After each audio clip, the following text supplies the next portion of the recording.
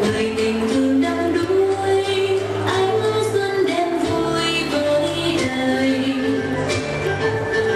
kia trong bạc nắng lạnh xuân tràn sớm bông hoa nhẹ rung môi cười nhẹ rồi bông bao buồn xa bước say duyên lành thắm mưa trời xanh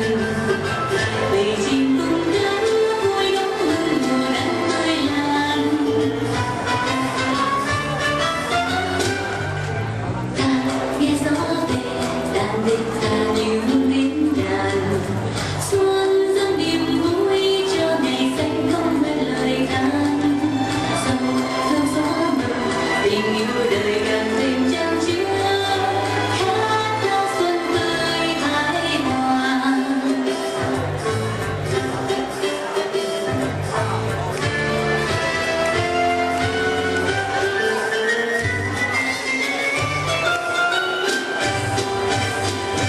Cùng non chúa xuân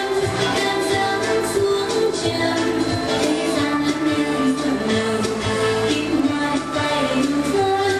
nào ai hững hờ xuân vẫn ngóng chờ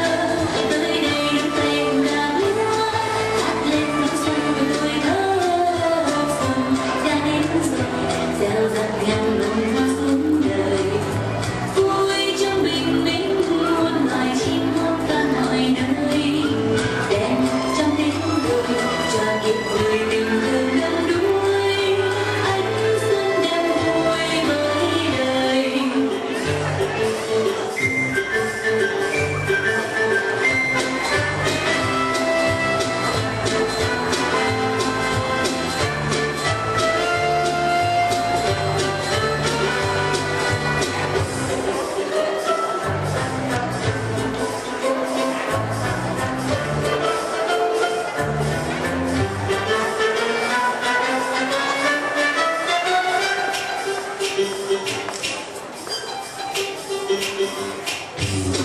Cùng non chúa xuân đàn giáng xuống trần thế gian lẫn em xuân nở kim hoa đến tay đầy hương phấn nào ai hững hờ xuân vẫn ngóng chờ tới đây nắm tay cùng ta múa hát lên nóc xuân của tuổi thơ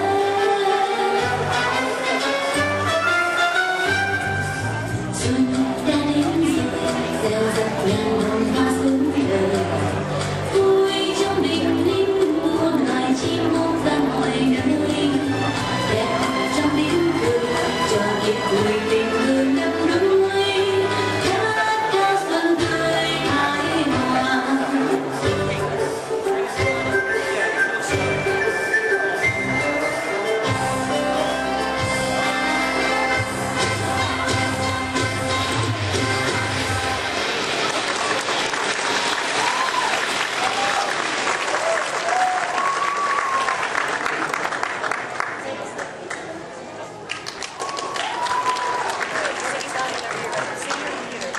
See computer. Thưa quý vị,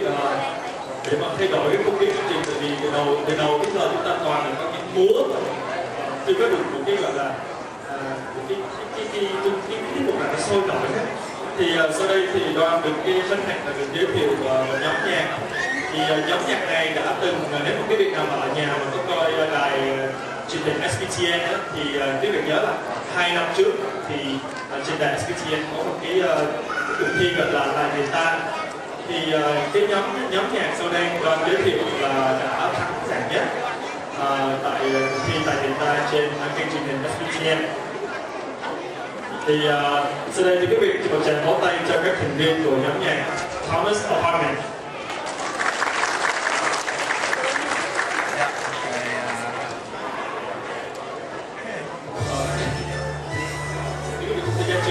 Cho nhóm nhạc họ